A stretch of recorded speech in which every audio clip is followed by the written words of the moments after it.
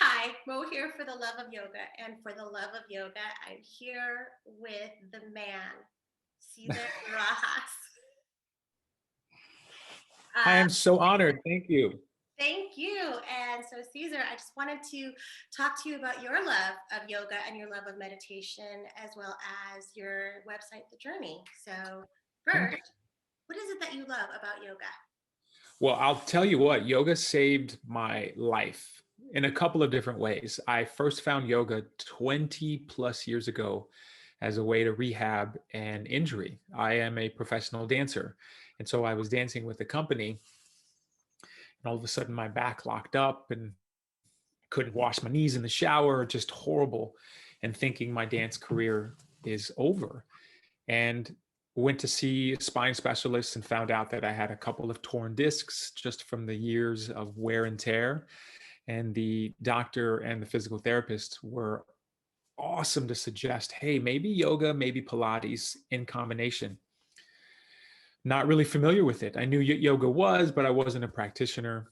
And here I was in my 20s thinking, oh, I'm going to be resilient and powerful forever and ever. And it was really the rehabilitation through yoga and Pilates that physically then made me stronger, but didn't realize on the side it was helping me mentally. So went through 20s and 30s and then really found how important meditation was and what it could do for me after my divorce. And so here I was now for the first time in therapy and really understanding how powerful the breath can be, the pranayama, and what you can do to your body and helping your body just alleviate some of the tension and the stress. And as I said that, Melissa, I love that you took a deep breath and you let your body settle. It's really wonderful. But yoga, meditation, mindfulness, just allowing yourself to be is what I love about yoga. And I love to teach people that yoga is for anybody, everybody. There are no restrictions. If you can take a deep breath, that's yoga. And I will often invite people, if you want to show up on the mat and you want to lay in Shavasana the whole time, yo, that's yoga. Playa, knock yourself out. Do that. You do you, exactly. You, boo. That's right. That's actually my yoga mantra. So, yes, you do you. I love it. Yes.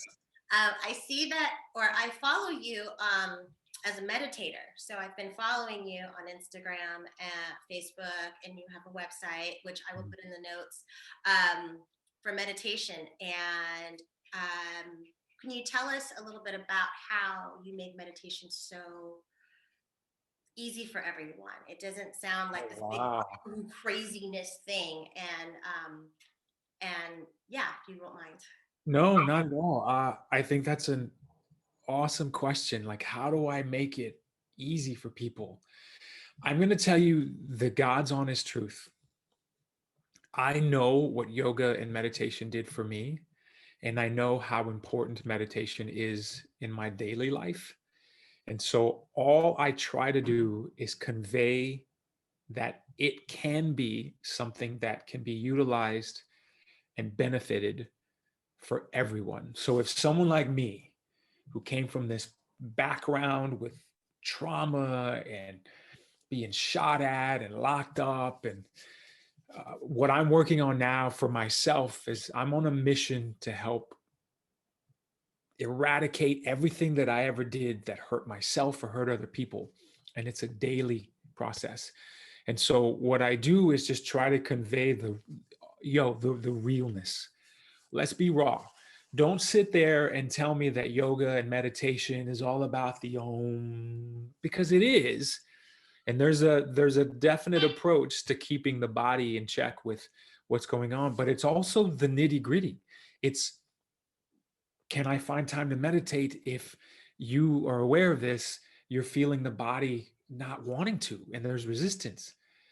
And so rather than sitting for 10 minutes, give yourself 3 breaths. Yeah. Yeah. So I very much appreciate you saying that because yeah, sometimes all you have is 3 breaths. All you have is like 3 seconds. Yeah. Yeah. That one opportunity by yourself, away from the kids, away from your partner, where you're brushing your teeth, and you have that moment after you spit into the sink and you're rinsing your mouth out to look in the mirror, sometimes that's all you have. Yeah, actually, I do that in the yeah, just even in the shower is my favorite is when I can smell the soap. Mm, mm, that's wonderful. Just okay, can you smell the soap today? Great, that's a Good, good day. good. And that's nice that you tap into those senses. Yeah, Yeah. it's quite lovely. And so I typically on my YouTube show, I teach a pose or or a guide like a small meditation.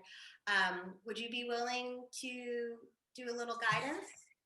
I'd love that. I'd love that. I'd love to reiterate to everyone, it doesn't matter where you are, who you are, background, what you think is inability, disability, greater ability, the idea that breathing is something that everyone does. I love to remind folks that respiratory system is something that is both voluntary and involuntary. It's really the system in our body that we can control. So like if we stopped right now breathing and held our breath, we're going to probably hold our breath anywhere from 30 to 60 seconds. We can do the exact same thing with controlling the air in. So what I would love to invite everyone to do is just find themselves getting comfortable. And so as you arrive in this comfort, there is no rhyme or reason. Just be there. And whatever you're feeling, whatever you're carrying emotionally, physically, spiritually, soulfully, just allow it to be there. Most people think that they have to force a breath. And if we allow ourselves to arrive, so whether you're sitting comfortably in a chair, whether you're laying on the floor, whether you want to prop your legs up on the couch, maybe as you're listening to this, you're running errands. All of that still can be incorporated into what you're doing. And find some focus on how you breathe. So take note of, can you hear the breath come in? Do you seal the lips and breathe in and out of the nose? Do you breathe in through the nose and create some huge sigh on the way out of your mouth? And as you do that, you're just raising an awareness flag to how you're breathing. And of course, if you feel safe and are comfortable, maybe the eyes close, or maybe the eyes stay open and you find something to focus on directly in front of you. I'm going to lovingly invite you over the course of the next few moments to take maybe a bigger breath, a longer breath, a deeper inhale, and then see how slowly you can control the breath out. And that one conscious, controlled, gentle breath is activating our body's ability to start a decompression, a calming effect. You're giving yourself the strength to be able to then hopefully potentially respond to a situation rather than react.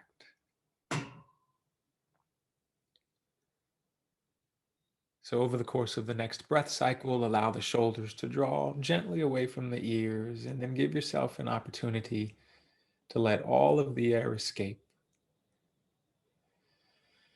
And once it does, if you're in stillness, allow some movement to come into your fingertips and toes, and then allow the body very gently to flutter the eyes open if the eyes are closed. And then take a look around and notice colors, see textures. What can you hear? What sounds are nearby? What sounds are off in the distance? Can you smell? What are you tasting? Remnants maybe of breakfast or coffee. What do you feel on your body? Maybe coolness or warmth, maybe the comfort of your favorite sweater. And just give yourself an opportunity to be here and realize that you can always come back to this. So I thank you for listening. And a lot of what I do in that realm is available on my website. So if wanted to, you could visit www.thejourneywithceasar.com, and Melissa will share that. But there I offer a subscription-based meditation library different times, different topics, different themes. Matter of fact, after we're done here, I'm recording some new content this afternoon. So excited about doing that. But it really is about putting yourself in a position to remind yourself that you have the capability of coming back. And if the world as it is right now is weighing down heavily on us, we can still pause. We can still pause, take that deep breath, feel what we're feeling, and then handle our business. Yeah, as best as we can. I love it. And thank you so much, Anne. I love the fact that it's kind of like Caesar on demand, where I love that. if sometimes you cannot make it to meditate every day at 12, having that, getting able to use your yogi discernment to say, I know when I can do this and I have it at my fingertips. So I have to say, the light in me honors the light in you. Thank you. I lovingly receive that. Thank you.